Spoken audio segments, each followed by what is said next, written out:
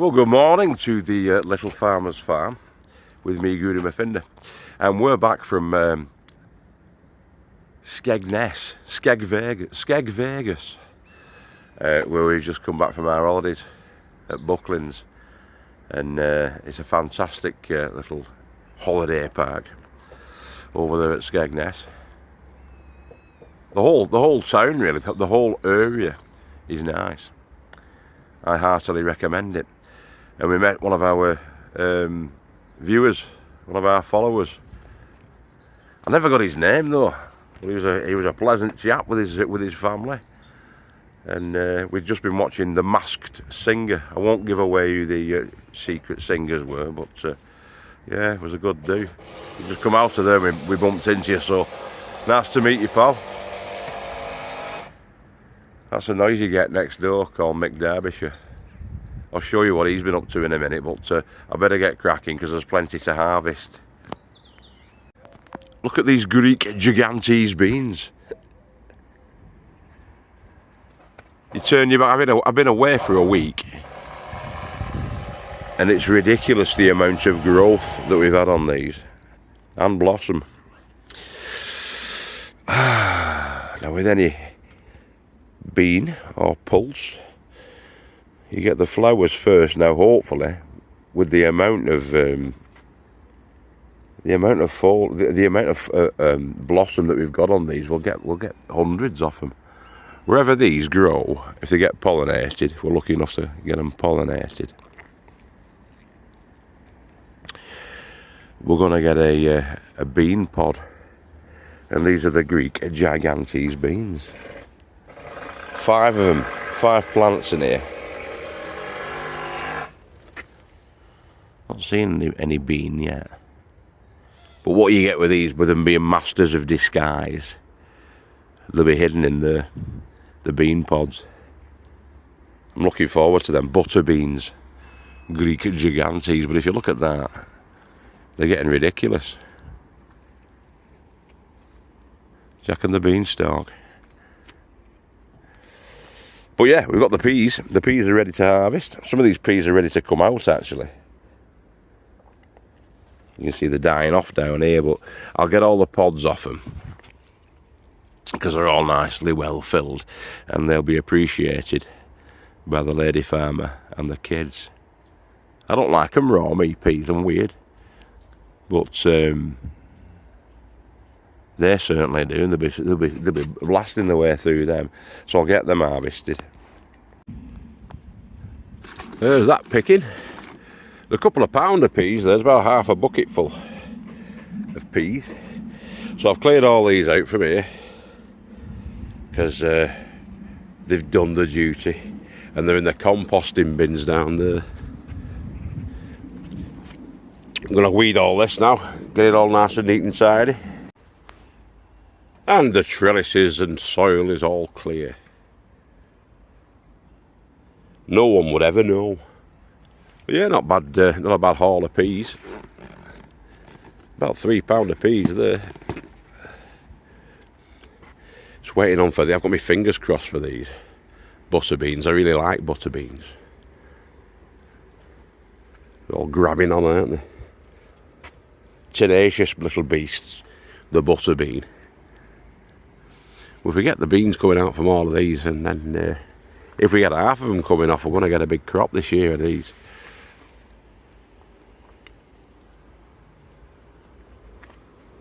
Fantastic.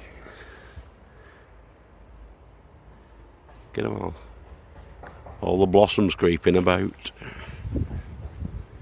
Well, you're in here on your own, you guys, now, because the peas are out. Not a pea to be found in here now. We've got plenty there for the harvest. Look at this. A wayward poppy seed got into the sandy soil underneath there, and that's what. Nothing's been watered in here this year at all, because I've had nothing growing in Tiki Tunnel number 1 apart from weeds, and there's plenty of them, and that's the result, obviously. But look at that, all these poppies. Unbelievable, isn't it?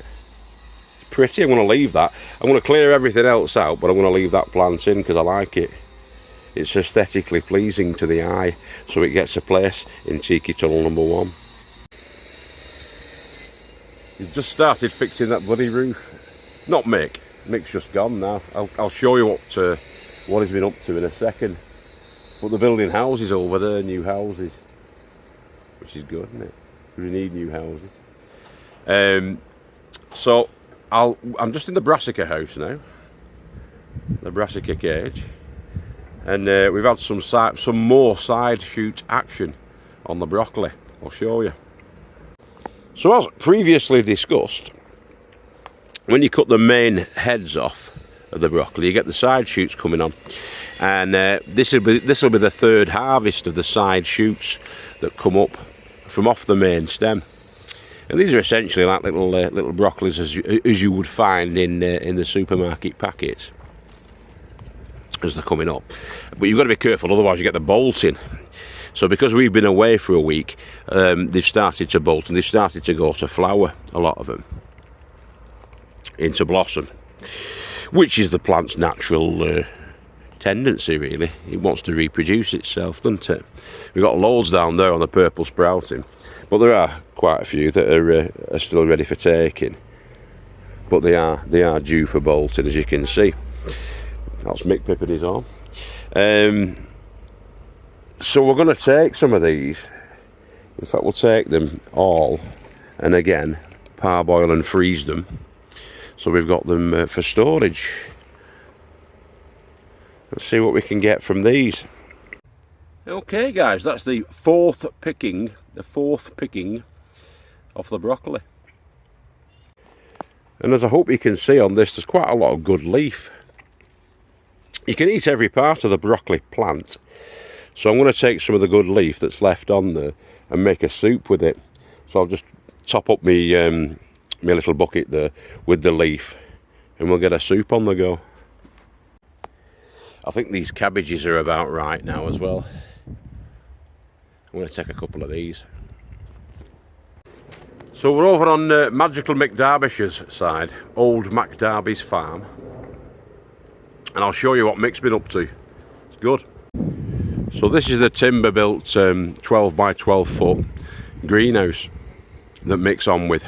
We made a start on this a couple of weeks ago, if you remember, but Mick's been having a good tinker with it since, keeping on top of the painting as well as he's going.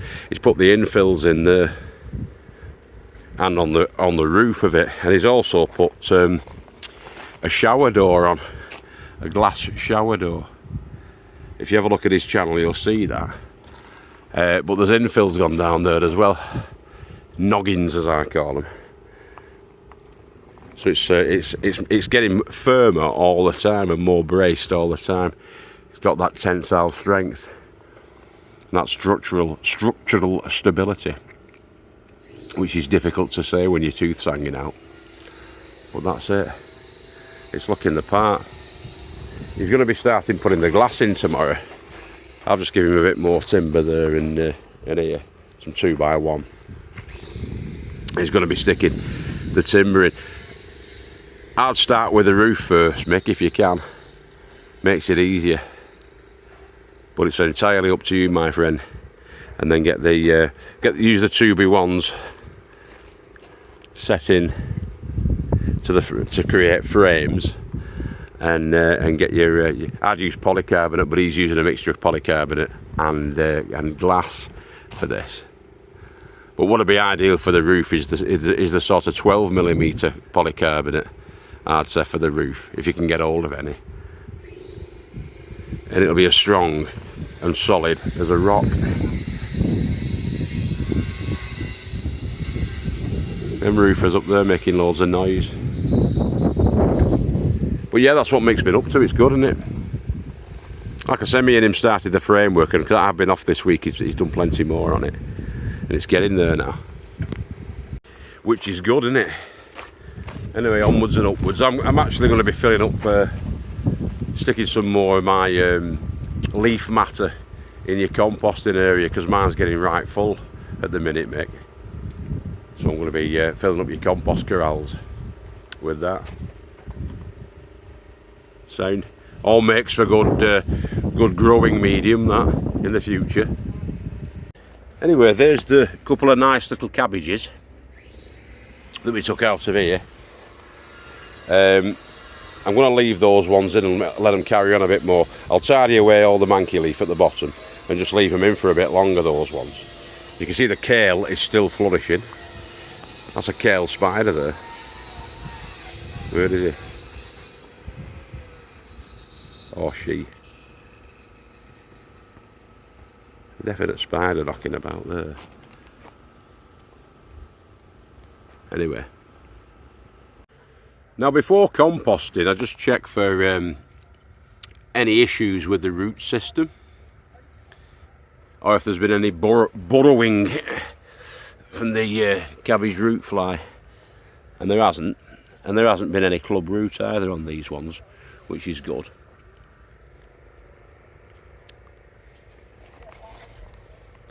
That's looking a bit suspicious, that one. Any ones that we do find, we just chop it off above ground level, about 2 inches above, and then we can compost the rest of it. But any items like that look a bit suspicious for club root, we chop them off first before we chuck them in the pile or in the composting bins. So I've just cleared these beds, and the majority of the fallen leaf, the sort of manky leaf, is still in situ, but I'm going to shred that up with my bare hands into little sort of 2-inch square sections, put it in that bucket, and then get it into the compost. So I'm segregating these decent brassica leaves full of iron and nitrogen and all that kind of stuff from the invasive stuff, which is the horseweed, the horsetail or mare's tail. So they're going to be separated. We're separating our wastes.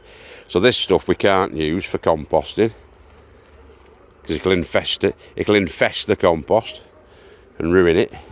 But this stuff will be perfectly okay to compost up. So as I say, I'm going to break it all into little. I'll show you in the bucket. Okay, guys. Now, as you can see, I've broken down the leaf matter into little 1 to 2 inch lengths. The reason for that is, especially on the stalks and the stems, they're quite fibrous. The matter is quite fibrous, and what happens there is it takes a long time to break down. But if you break it down into small bits like this, smaller the better really, it gives bigger surface area for the bacteria, the good bacteria and beneficial bugs, insects and invertebrates to get in there and devour it and consume it and break it down. So they'll break it down into usable material by basically eating it. And as you sort of chew your food, and it becomes easier to digest as you chew your food, it's a similar process. You've sort of part chewed it, if you like, and broken it down a little bit for the bugs, the bacteria, the insects. So you're going to get the worm castings, you get the insect frass from the flies, little bugs and whatever that get on there and chew into it. Even the slugs will eat it and poo it out, and you'll get a nice rich compost mix of highly nutritious soil for your plants. That is the idea. So yeah, the more chewing or masticating you can do prior to actually throwing it into the compost, the better. Helps it to break down much quicker. The ones that we put into mix corrals over there have just been thrown in, and that'll take a long time to break down, but it will break down. So over the next sort of year to 2 years, that'll become rich, nutritious soil. But this should take about 6 months, if that. Now, if you were aerating it or turning it regularly, which I don't do, but if you did do, you get even better results and quicker results. You can even add things like beer and Coca-Cola into the mix, and the sugars there help to break down, help the bacteria to multiply, and helps it to break down quicker. Grass clippings, forest floor scrapings, you know, the leaf mould that you get in autumn or fall if you're American. That can all be thrown into the mix. And you want your browns and your greens as well, so if you can get straw put in there, even a bit of manure put in there with it. I'm going to be putting some, later on I'm going to be putting some of the, what do you call it? Comfrey. Chopping comfrey up and throwing that into it. Every little helps. All your kitchen scraps, your vegetable kitchen scraps, they can all go in there. Eggshells ground up, they can go in there because they'll help the worms. The worms will eat the calcium in the eggshells, and it helps them to digest the food that they eat, which is your rotting vegetation. Helps them to break it up and break it down. So yeah, eggshells going in there. You can put anything in. Banana skins sliced up quite finely. Adds potassium to the mix as well. All good stuff. All good stuff. And there's our big compost Dalek, which is almost full of the good leaf, ready to be rotted down and devoured by beneficial biology, boys and girls. God's way, he knows best.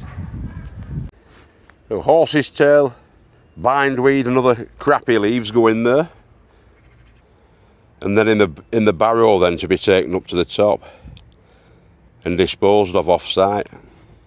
But that composting is going to save me probably about 20 quid in buying compost, and it's also going to save me probably 2 or 3 trips up to the top, which is about a 1/4 of a mile round trip, to tip it off.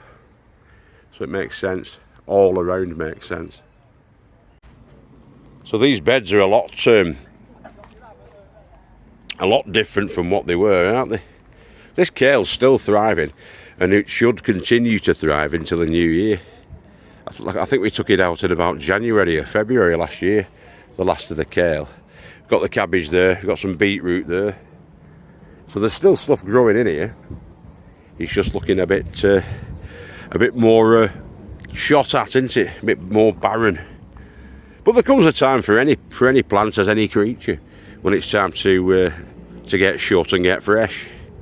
So I'm thinking about what I'm going to put in there. I'm not sure, but it might not be too late to get some late potatoes in there. Some Christmas potatoes. I think that might be the way forward. I'll have to start them this week though, for definite.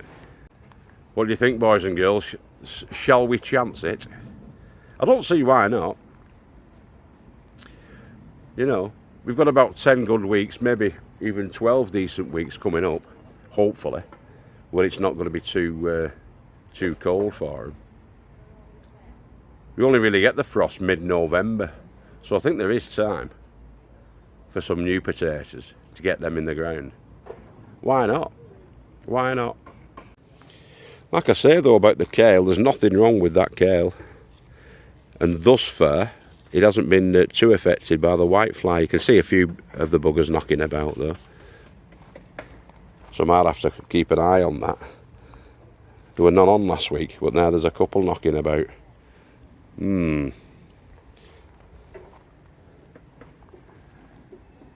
But we've got a forest of kale. Look. Brilliant. I think we can check on our spuds, do you? See how the Maris Pipers are getting on up the top. Let's take a blimp at the Maris Pipers. Now that is an optimistic bucket. But we're going to be taking out 12 plants today. So let's see what we've got buried underneath all that mare's tail and other weeds. See what we've got. So out to this area, the 3 potatoes were planted, and we've got 32 decent spuds and about 16 tiddlers. Which is not bad, is it? Not a bad return. Because some of these are a good size. Nice for chipping. Maris Piper, these are. Nice spuds. Hi there. So if you're into square foot gardening, we've just got over 30 pounds in weight of potatoes from 15 foot. It's 3 by 5, the area that I've excavated. And altogether we put 15 plants in. So it was like every square foot we had we had a potato, a seed potato, put 15 in. And we've got well over 150. In fact, I counted the big ones. When I say big, I mean that size, sort of like duck egg and above. Some of them are about that big, about 4.5, 5 inches. But there's more boiling and roasting potatoes than there are chipping ones in these. Not been a fantastic year for potatoes for anybody that I've been speaking to on the internet this year. But it's a decent one. It's not bad. It's not crap. It's alright. I'll show you. So that's what we've got. And it wasn't too overly optimistic, was it? We're not a full bucket, but we're not far off. And there are some chippers amongst them. But the most of them, the majority of them are about sort of that size. Which are alright as boilers or little roasties. But it's not a bad return, that. It's about a 12-fold return by weight. Which is kind of average, really, for a spud crop. The biggest return we had out of that bed, which was it's a 14-foot by 3-foot bed, that. And I've just excavated 5 foot by 3 foot of it. So that's about 2/5-ish, in it, of the actual bed. But one year we had over 260 pounds out of there. That was an incredible year though, and it was the Sarpo Mirrors that we took out of it. I actually got 2 crops in that year. I got an early crop, which I put in mid-March, and two count around about mid-June, I think it was, and then we put another set in, and we got them for Christmas as well. And on the first flush we got more. We got about 160 pounds, I think, and then we got the further 100 pounds ish. Can't remember precisely. It was about 3 years ago. It was the second year of me using that bed, but we had a massive crop of spuds, a massive crop. Sarpo Mirrors were coming out close to a foot long. Some of them, they were enormous. They were all Sarpos in there, the first flush, and then we followed them on with all the sort of like quick growing new potatoes, and I planted them quite closely. But we had a particularly good season that year. The weather conditions were spot on, absolutely spot on. But we're really looking to be getting this year, because it's only one crop that we're doing, close to 100 pounds in weight out of that bed. So it swings and roundabouts, boys and girls, isn't it? You've just got to keep growing with your heads down, boys and girls. I've come inside the tiki hut because, as you can hear, it's absolutely peeing down. This last 20 minutes has been damp, and I need to get the weeding done in here anyway. So I think that's God telling me that I need to get my finger out. And poppies are nice, though, aren't they? That's all God's work as well, guys and gals. I've not even touched guys and gals. I sound like Keir's mate, don't I? Sir Keir's mate. That's all God's work, that. I've not done anything to that. One seed must have waywardly got in there and just decided to grow. But I'm going to clear all this out, so let's get cracking with that. It needs a bloody good weeding. Half an hour later, and it's still raining, but it's looking a lot neater in here, I've got to say. Weeds are out and I've straightened it up a little bit. Really need to keep on top of that. But we've been away for a week and I wanted to get some harvesting done. But yeah, I've got to keep on top of them chores. Just got to get stuck into them boring chores and crack on with it. So as you can hear, it's still raining, so I'm going to check in on Tiki Tunnel number 2, the Lady Farmer's Tiki Tunnel. And I'm hoping to collect some cherry tomatoes for the kids. And maybe a cucumber or 2. Let's see how we get on. So I haven't been in here yet, so I don't know what it's like. Haven't been in over a week. But I'm going to check now. Now my mother and sister did come up and did a harvest on this on, I think, Wednesday. Last Wednesday. So I'm not hoping for a massive amount, because they've took a few. but I think we might fill that. These are the Sun Gold. Oh, sorry about the camera work, guys. I'm just manoeuvring around. These are the Sun Gold, and when they get that colour, they're ready, that sort of orange colour. And they're lovely, they're really tasty and sweet. Let's get a few.